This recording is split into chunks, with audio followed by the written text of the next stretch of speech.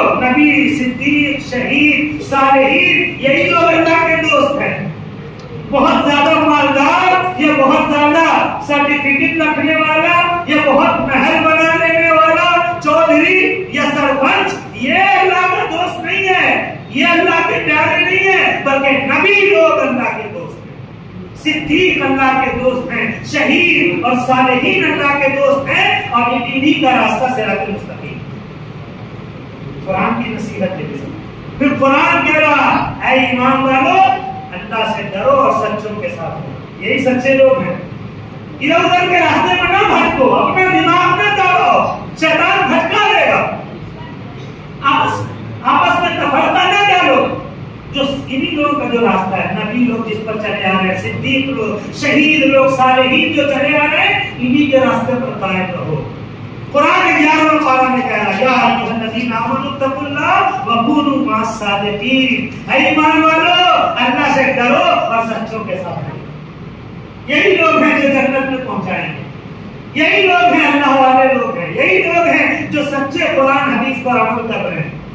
ورنہ اپنا مائنڈ دوڑاؤ گے، اپنا دماغ دوڑاؤ گے، شیطان جسم میں خون کی طرح ریگ رہا ہے.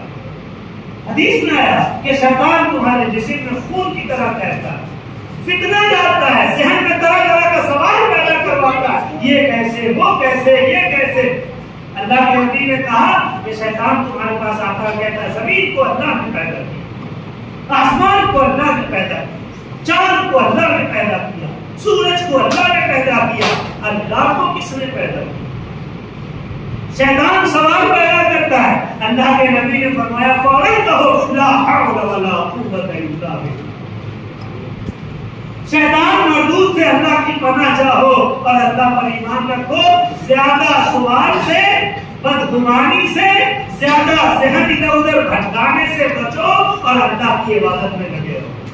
صراط مستقیم پر چلنے کی دعا مانگتے رہو. عام مسلمان کے لیے بس یہی ہے کہ بس اللہ رسول کی محبت دل میں بس آئے، 5 وقت کی نماز پابندی سے پڑھے، قرآن کی تلاوت کرے، استغفار کرے، توبہ کرے، کلمہ پڑھے، درود پڑھے، ماں باپ کی خدمت کرے، اللہ نے جو مال دیا اس میں سے زکات نکالے، فطرہ ادا کرے، صدقہ کرے، غریب مسکین کی مدد کرے، اور سب آپس میں محبت اتفاق کے ساتھ رہے.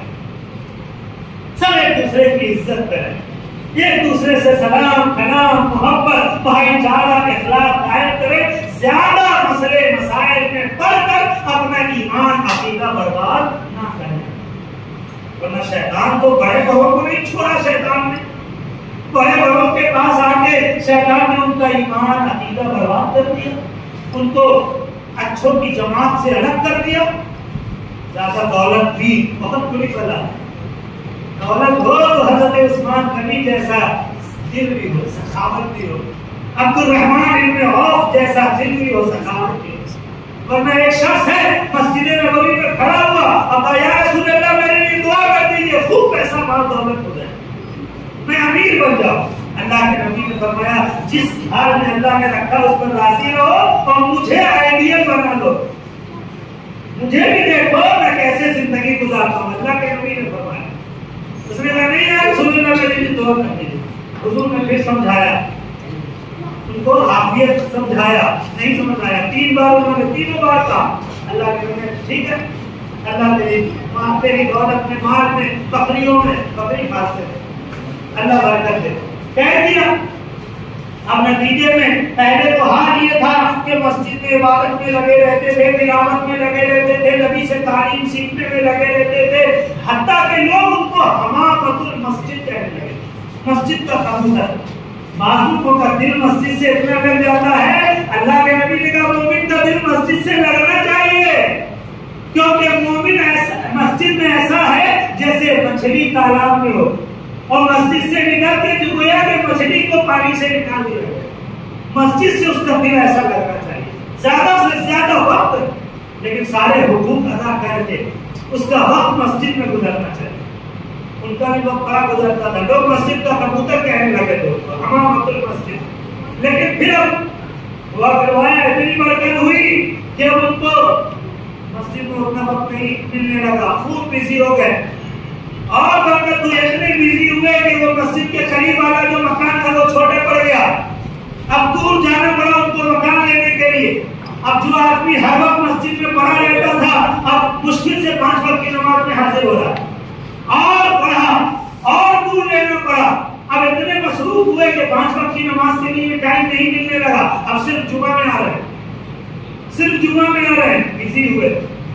हत्ता कि अब और बढ़ा उनका माल, अब बहुत दूर उनको मकान लेना पड़ा, जुमा में भी हाजिरी नहीं हो रही। अल्लाह देकर भी आजमाता है, देकर भी आजमाता है। आपको अगर अल्लाह ने दिया है तो जिस रब्बुल आलमीन ने दिया उसको भूल न जाइए।